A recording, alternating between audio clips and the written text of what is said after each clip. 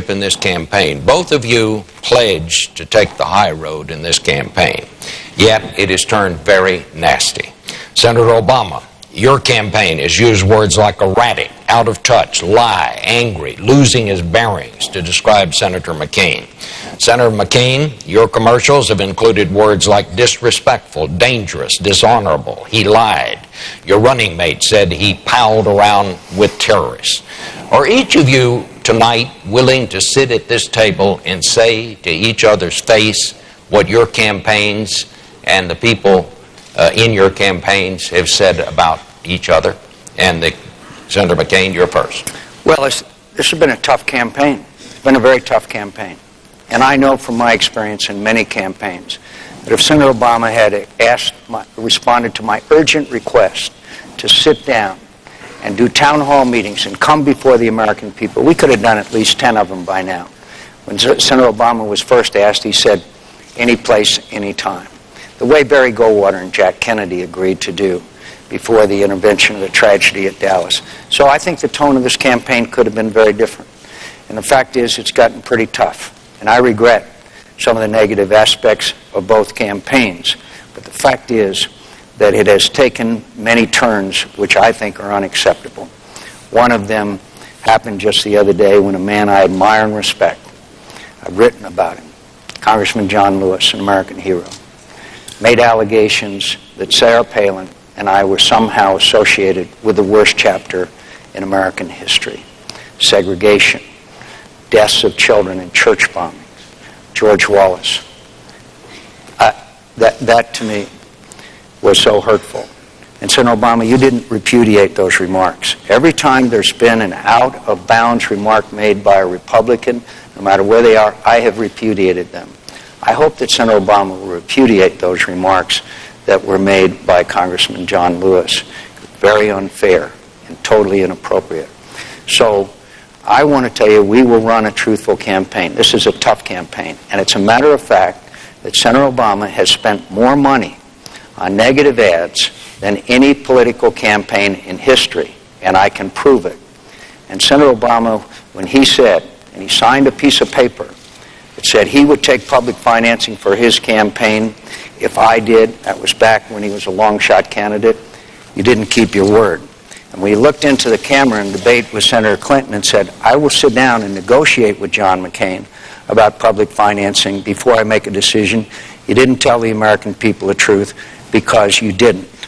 And that's an unfortunate part. Now we have the highest spending by Senator Obama's campaign than any time since Watergate. All right. Well, look, I think that we expect presidential campaigns to be tough.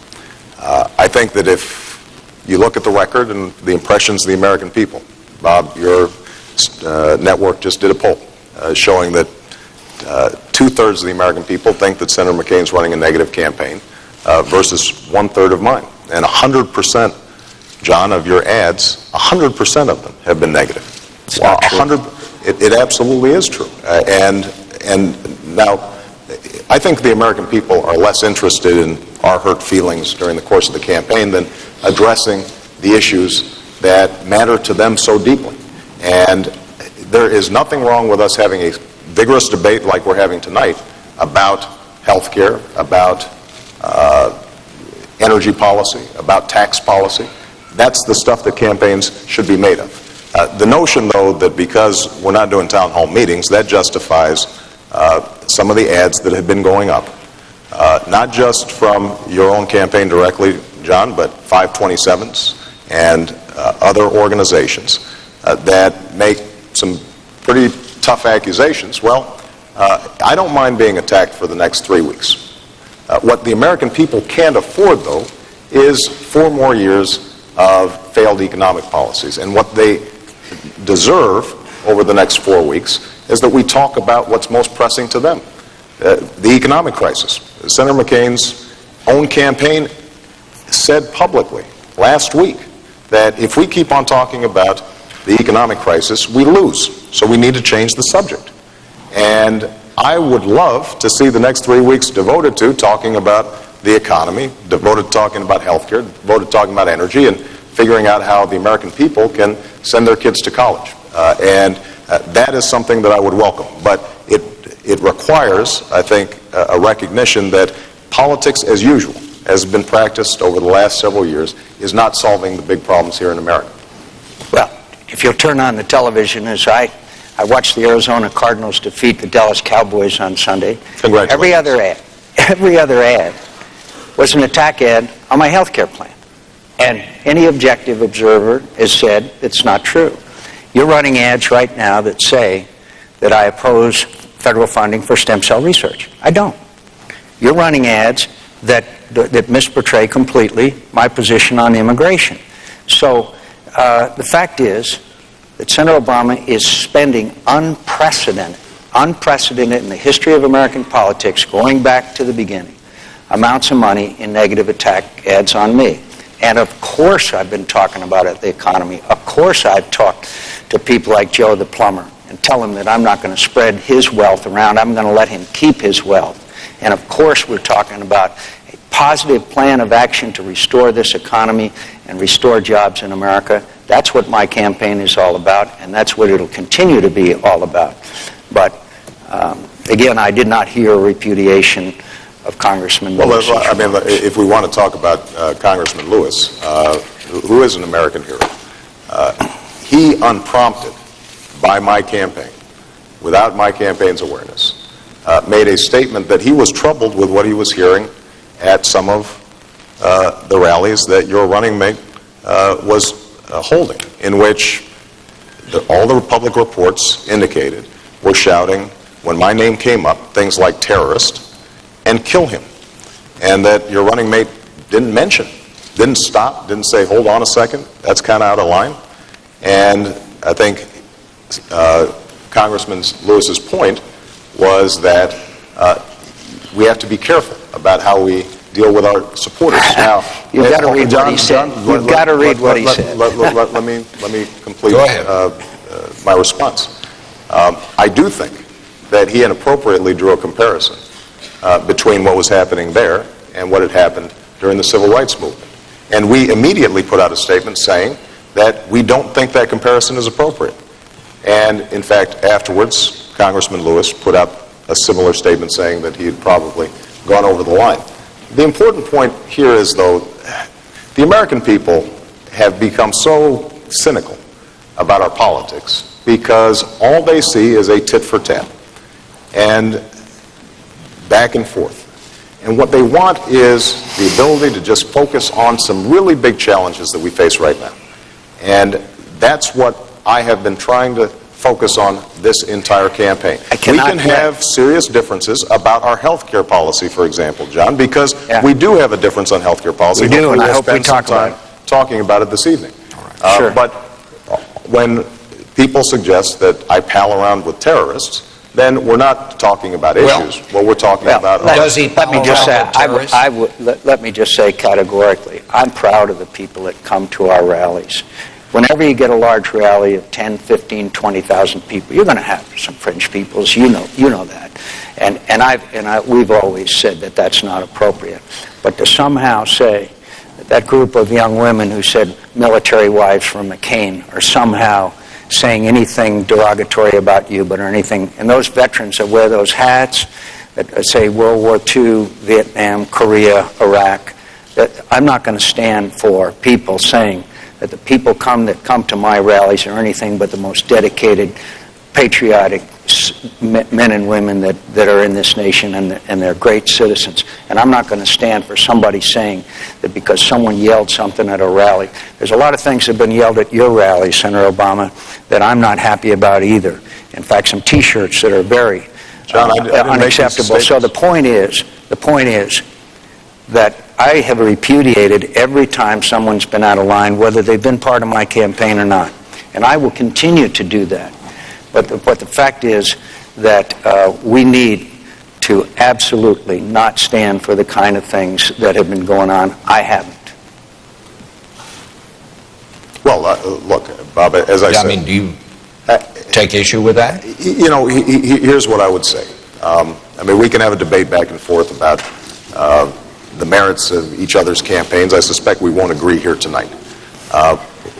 What I think is most important is that we recognize that to solve the key problems that we're facing, if we're going to solve two wars, the worst financial crisis since the Great Depression, if we're going to focus on lifting wages that have declined over the last 8 years and create jobs here in America, then Democrats, Independents, and Republicans, we're going to have to be able to work together.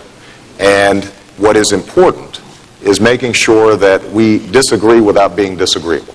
And it means that we can have tough, vigorous debates around issues.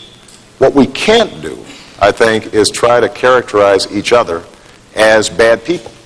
And that has been a culture in Washington that's been taking place for too long. And I think, Bob, you asked me a direct question real quick. Mr. Harris, I don't care about an old washed-up terrorist, but as Senator Clinton said in her debates with you, we need to know the full extent of that relationship. We need to know the full extent of Senator Obama's relationship with Acorn, who is now on the verge of maybe perpetrating one of the greatest frauds in voter history in this country, maybe destroying the fabric of democracy. Same front outfit organization that your campaign gave $832,000 for quote, lighting and site selection. So all of these things need to be examined, of course. I'm going to let you respond, and we'll extend this. It's going to be important to I'll respond to these two particular allegations that Senator McCain's made that have gotten a lot of attention. In fact, Mr. Ayers has become the centerpiece of Senator McCain's campaign over the last 2 or 3 weeks. This has been their primary focus. So let's get the record straight. Bill Ayers is a professor of education in Chicago. 40 years ago, when I was 8 years old, he engaged in despicable acts with a radical domestic group. I have roundly condemned those acts. 10 years ago, he served and I served on a school reform board that was funded by one of Ronald Reagan's former ambassadors and close friends, Mr. Annenberg. Other members on that board were the presidents of the University of Illinois, the president of Northwestern University, who happens to be a Republican, the president of the Chicago Tribune, a Republican-leaning newspaper. Mr. Ayers is not involved in my campaign. He has never been involved in this campaign, and he will not advise me in the White House. So that's Mr. Ayers. Now, with respect to Acorn, Acorn is a community organization. Apparently what they've done is they were paying people to go out and register folks, and apparently some of the people who were out there didn't really register people, they just filled out a bunch of names. Had nothing to do with us. We were not involved. The only involvement I've had with Acorn was I represented them alongside the U.S. Justice Department in making Illinois implement a motor voter law that helped people get registered at DMVs. Now, the reason I think that it's important to just get these facts out is because the allegation that Senator McCain's continually made is that somehow my associations are troubling. Let me tell you who I associate with. On economic policy, I associate with Warren Buffett and former Fed Chairman Paul Volcker. If I'm interested in figuring out my foreign policy, I associate myself with my running mate Joe Biden or with Dick Lugar, the Republican ranking member on the Senate Foreign Relations Committee, or General Jim Jones, the former Supreme Allied Commander of NATO. Those are the people, Democrats and Republicans, who have shaped my ideas and who will be surrounding me in the White House. And I think the fact that this has become such an important part of your campaign, Senator McCain, says more about your campaign than it says about me. Well, again, while you were on the board of the Woods Foundation, you and Mr. Ayers together, you sent $230,000 to Acorn. So, and you launched your political campaign in Mr. Ayers' living room. That's absolutely not true. And the facts are facts and records are records. That's not the fact. And it's not the fact that Senator Obama chose to associate with a guy who in 2001 said that he wished he'd bombed more, and he had a long association with him. It's the fact that all of the details need to be known about Senator Obama's relationship with them and with Acorn, and the American people will make a judgment. And my campaign is about getting this economy back on track, about creating jobs, about a brighter future for America. And that's what my campaign is about. And I'm not going to raise taxes the way Senator Obama wants to raise taxes in a tough economy. And that's really what this campaign is going to be about. All right.